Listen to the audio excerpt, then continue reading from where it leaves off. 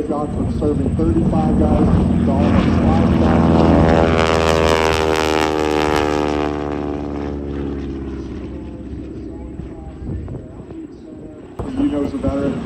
Make sure they know about the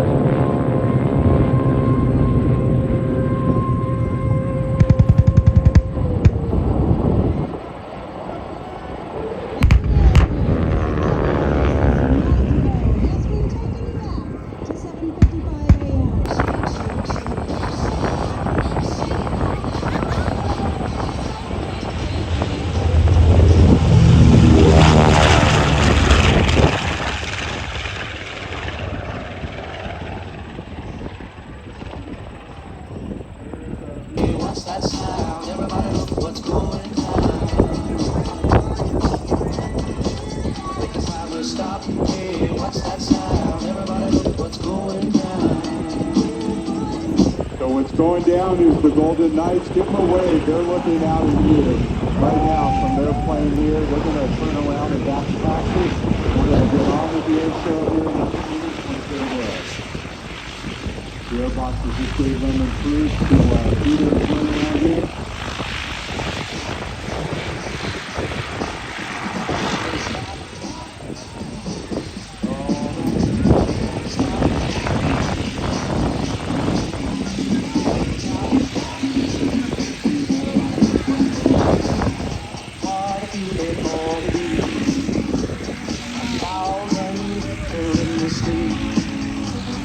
Songs and the carrying sign. Just the same feeling for our side. Each time we stop, hey, what's that sound? Everybody look what's going down. Each time we stop, children, what's that sound? Everybody look what's going down.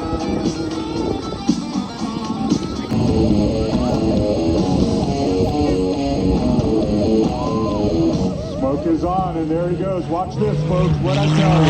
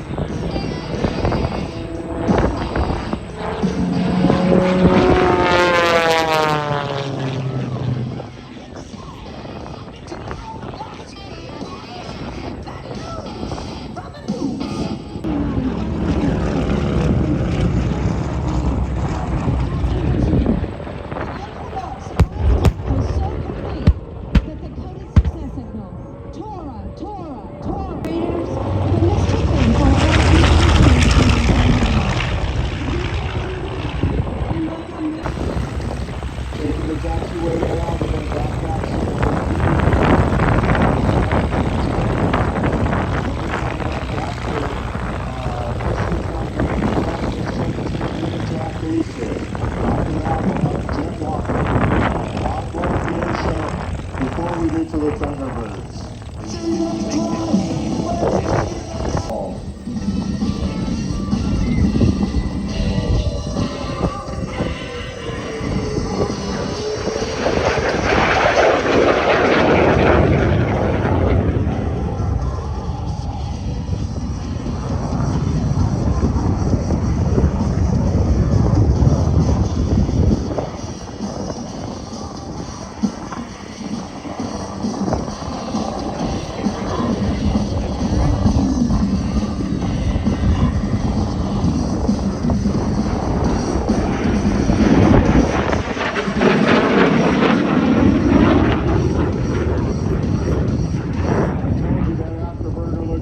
Against the sky.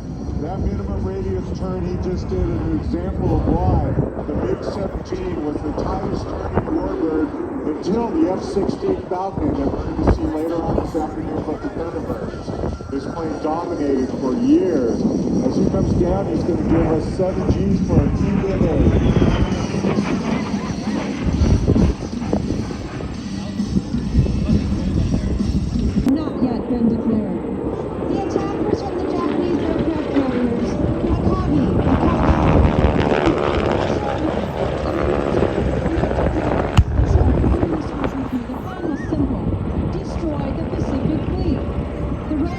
For a little over 2 horrific and gruesome hours. Yes, you have a front row seat in the Pacific Theater as the story of the attack on Pearl Harbor unfolds. When the first bombs began to fall, pilots out from the line and jump into action. Lieutenant Philip Rasmussen woke to the sound of bombs, jumping out of bed, strapping on a .45 caliber pistol over his purple pajamas, and ran to a working Curtis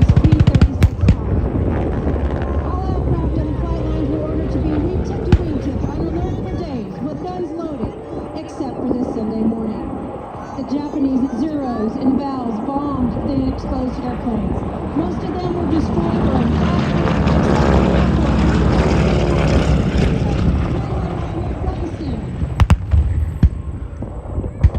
Rasmussen was joined by 4 more P-36 pilots, Lewis Sanders, Harry Brown, and Gordon Stewart. And Malcolm Whitemore. They took off to engage the attacking Japanese and managed to shoot down a few of their Zeros, Valves, and Kates. The number of enemy aircraft were incredibly overwhelming. Meanwhile, elsewhere on the island, Kenneth Taylor and George Cross were just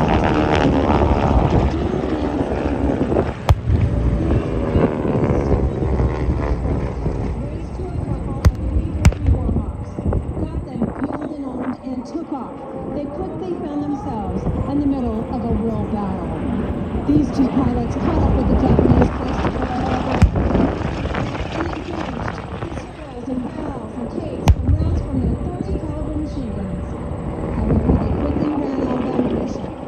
Luckily, they were able to land at Wheeler Field, which is near the center of the island. In North America today.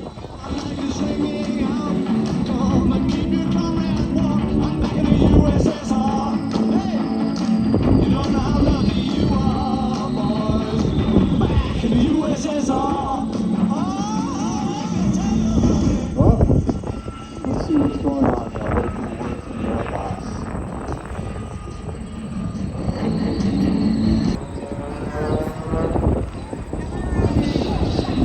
All right, switch to it.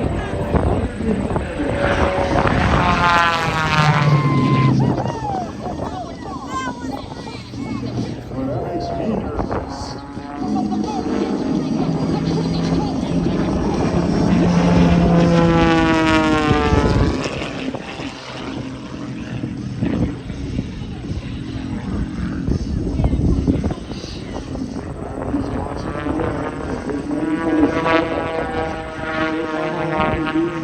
Definitely want to get your cameras out for this one.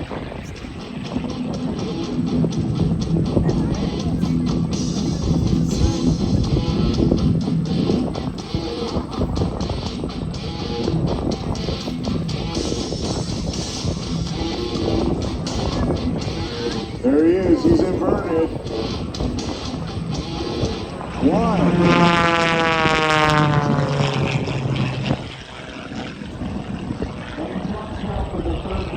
Great job, Sid.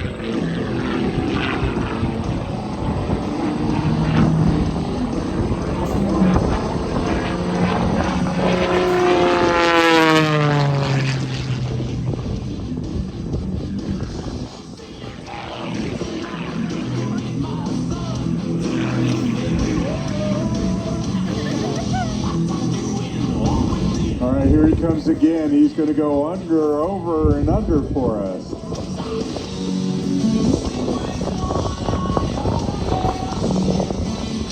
Here he comes from show left. Out of the smoke. His smoke is on. Dancing it up with a little twist.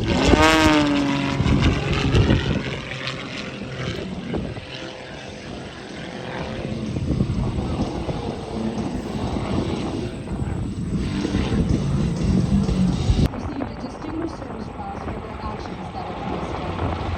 A total of 5 men were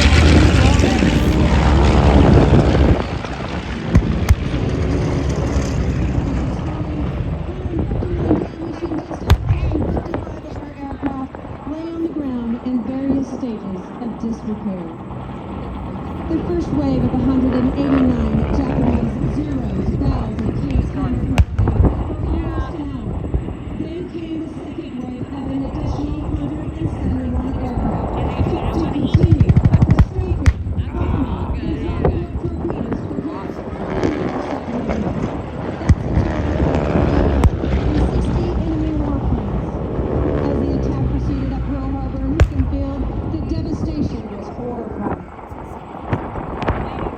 On the eastern edge of Fort Howard, in the center of the harbor, 9 battleships lay at California, Oklahoma, West Virginia, Tennessee, Maryland, Nevada, Pennsylvania, Utah, and Arizona.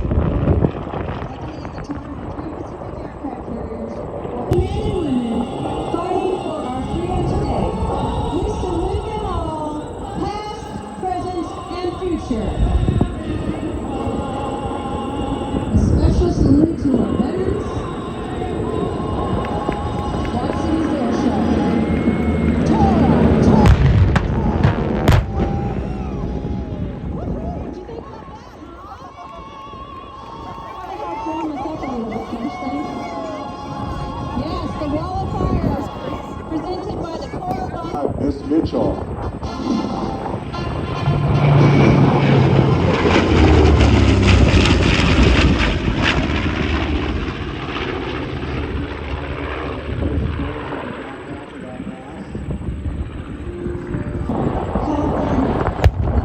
Nevada, West Virginia, and Utah. The B-17 you see, I'm sorry, the B-25 that you see here flying today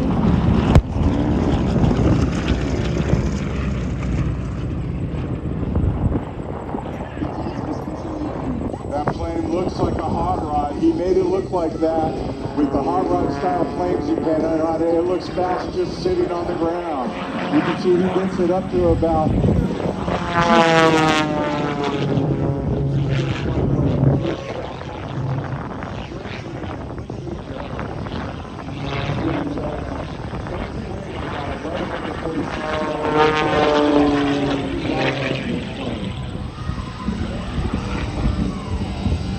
we increased the horsepower to over 400 and an asset three-blade prop onto an oversized racing slope.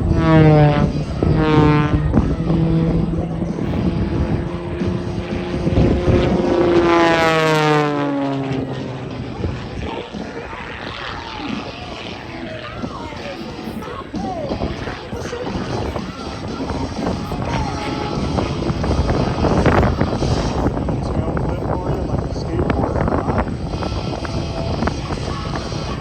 Just work that out of there.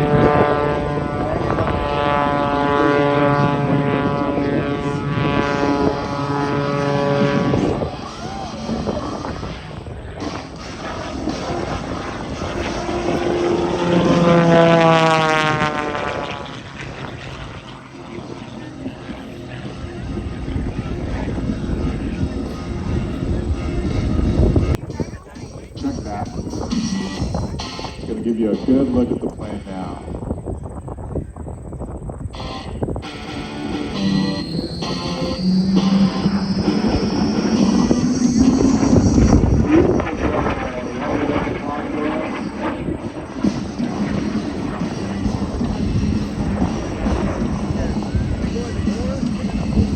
Nevada on the first wave. But unfortunately, Arizona was not that way.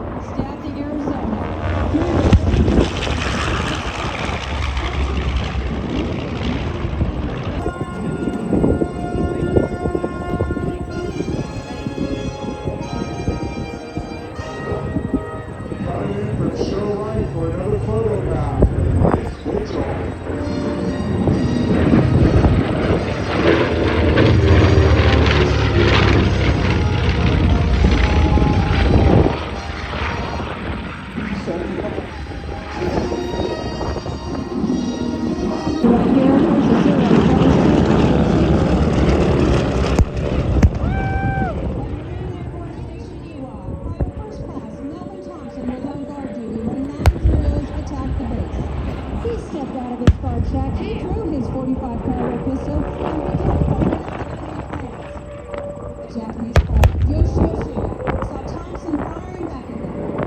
Years later, she remembered Thompson's tenacity and fighting spirit, describing him as the greatest American I've ever seen. All over the island, soldiers were bringing their weapons to bear and fight. Anything they could get working, their 45 caliber pistols or spring-fed rifles.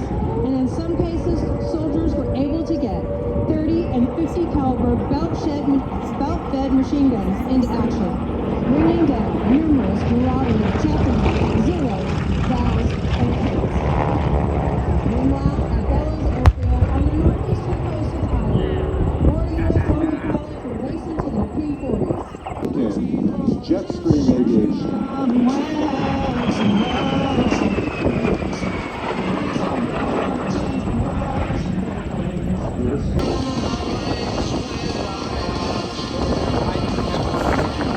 It looks good so far. I hear that jet engine winding up. Ladies and gentlemen, from show left, Randy W. Ball and his big 17F.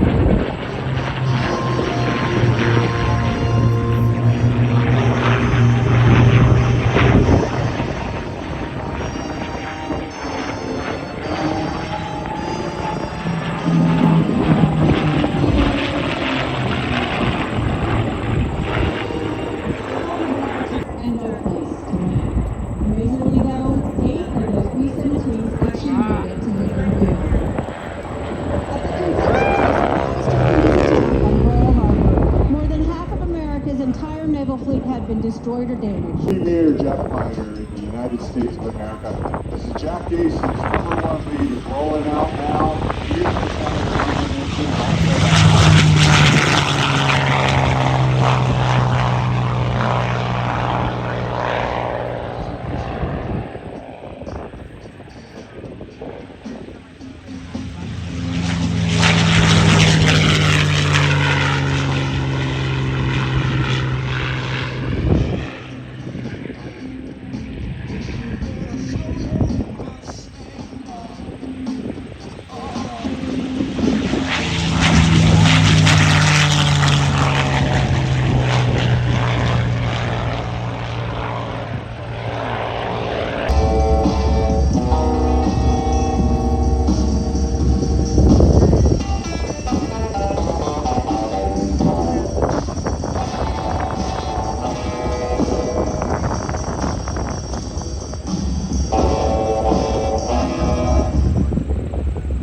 Yeah, ladies and gentlemen, that's it. I see Cody giving me the wave. Give him a wave back.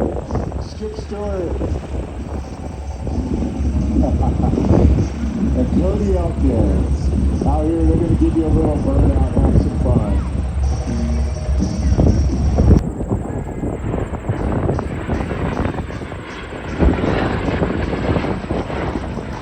Angie Mitchell and her son Barrett, Tim Wright, and Jerry Bale. Let me introduce our pilots to you. So right here in front of the seats are zero.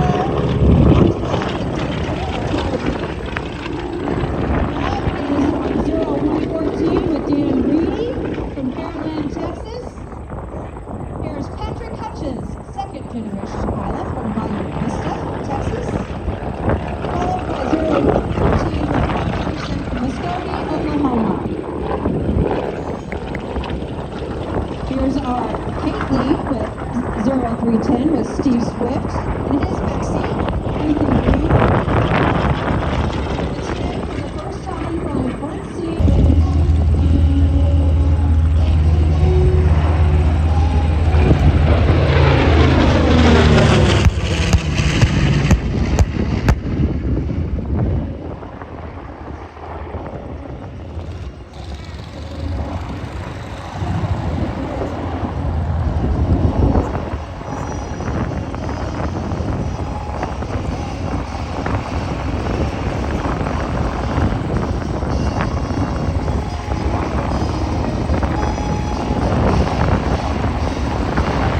Throughout the war, 130 missions with very few fatalities.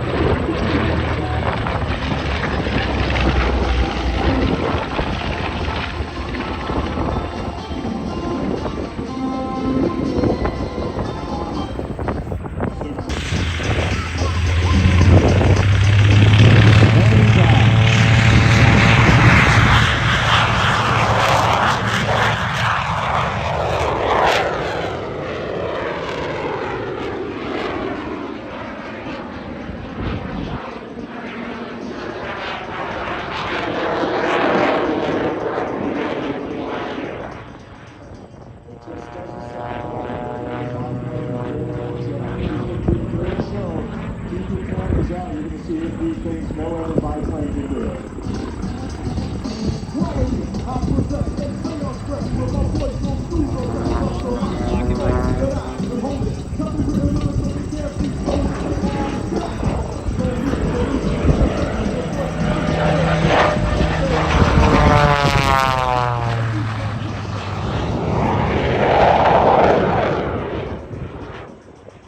Jared is a Midwest native, fourth generation aviator, and his love and knowledge for aviation is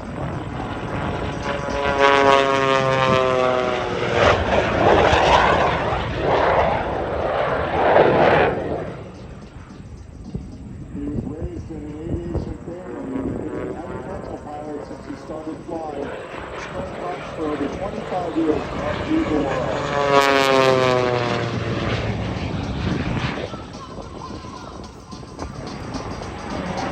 As he goes straight up and shoulder roll in there. Turn that thing around.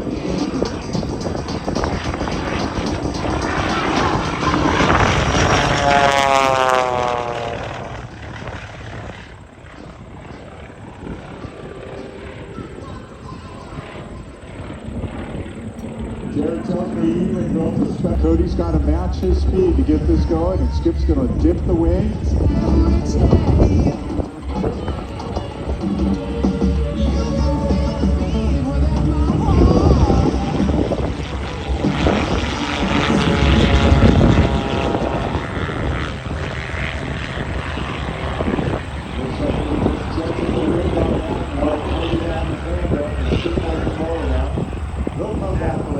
Out there, he spends a lot of time with the Civil Air Patrol cadets. He helps found the Cedar Creek Veterans Foundation and puts on thunder over Cedar Creek Lake.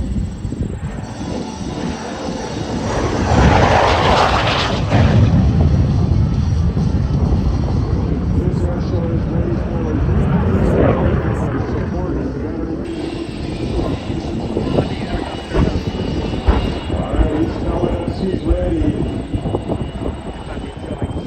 Big Boss is going to give up the signal here. Get the cameras ready. This goes fast. Here he goes. He's on. 100, 200, 300 miles per hour. And it's done. What a show. It goes like 300 freaking pumps of fuel.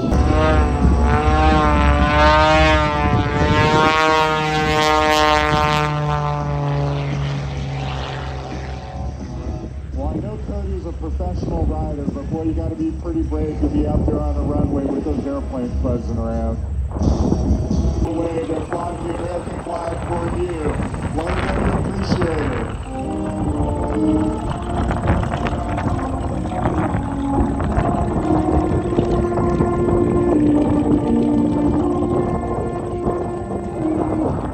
Mitchell, the great job they did for us today, participating in both the Tora Air Show and this demonstration they gave, a reenactment of the Doolittle Raid, when the B-25s launched off the carrier.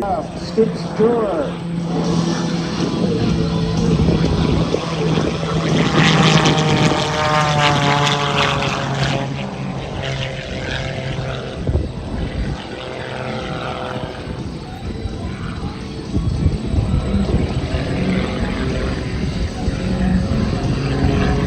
Ladies and gentlemen, Prometheus meets Marathon. Prometheus is a rental type. He's produced by giving us fire. He matches his paint design with that hot rod style. I mentioned earlier it's a Mach 5 Kids S2S, and he's created just for these air shows.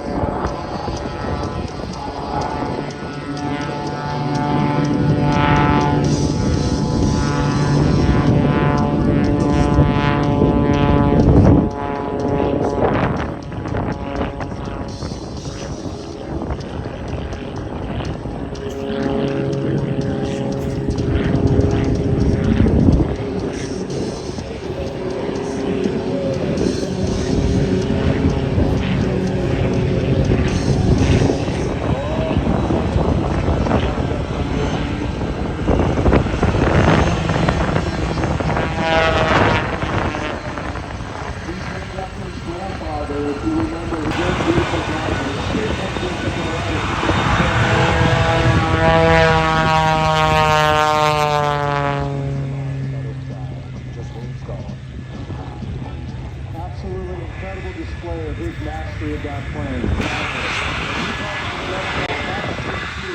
Honoring what his grandfather's early record-setting jet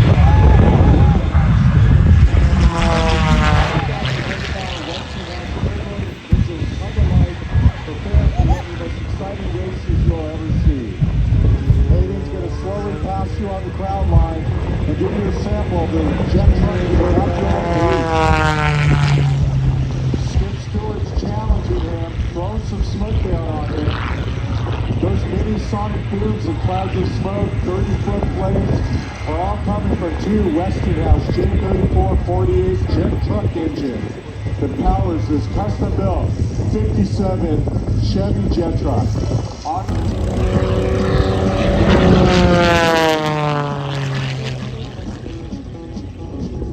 Yeah, give them a wave as they taxi out those beautiful Mustangs, those Merlin engines. The planes storm from out of the side. Fuel safety. And here come our volunteers from Skip's Ribbon Cut. That's a brave person to hold that stick when he flies that airplane solo. Give him a big round of applause.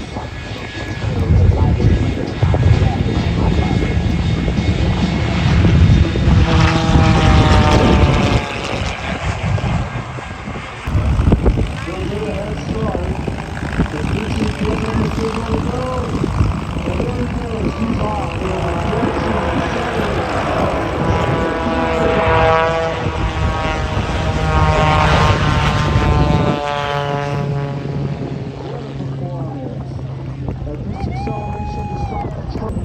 No other American jet demo pilot even comes close. There's a photograph for you.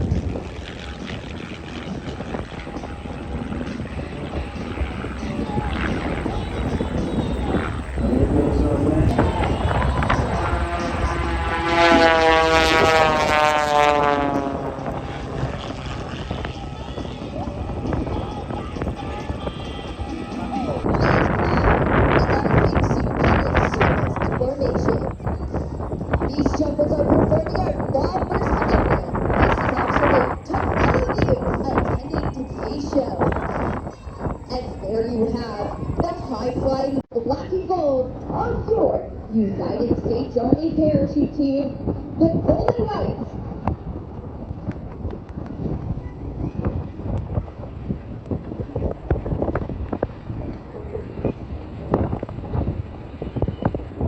The United States Army parachute team was formed in 1959 at the home of the Air Force. Moments ago, these jumpers were more than 2 miles overhead, thanks in part to the advanced aerodynamic design of these Ram air parachutes. It is possible for these jumpers to overcome the variability of the wind and land safely in such a small target area. These jumpers train year-round on piloting their parachutes, but they always seem to fly better when they can hear the roar of a crowd make some noise as they bring it in to their target area.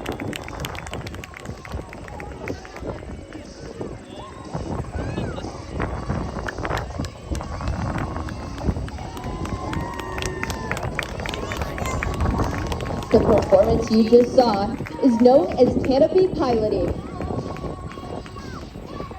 As the last of the jumpers make it to the ground, this will conclude our performance for the day.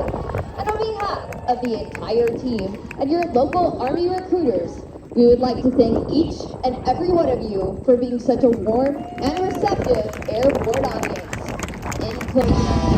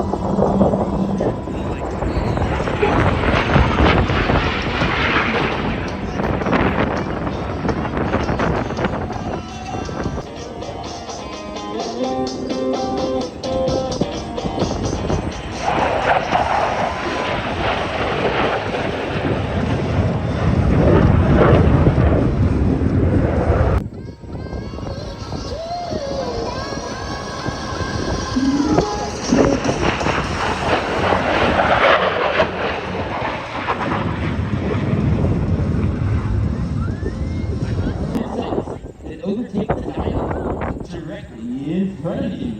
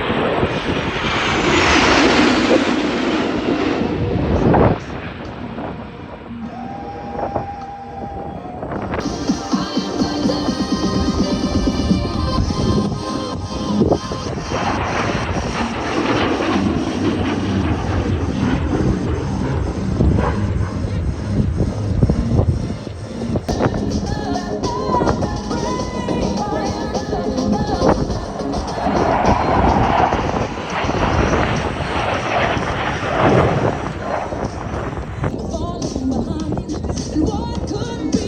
Oh, bring me up higher.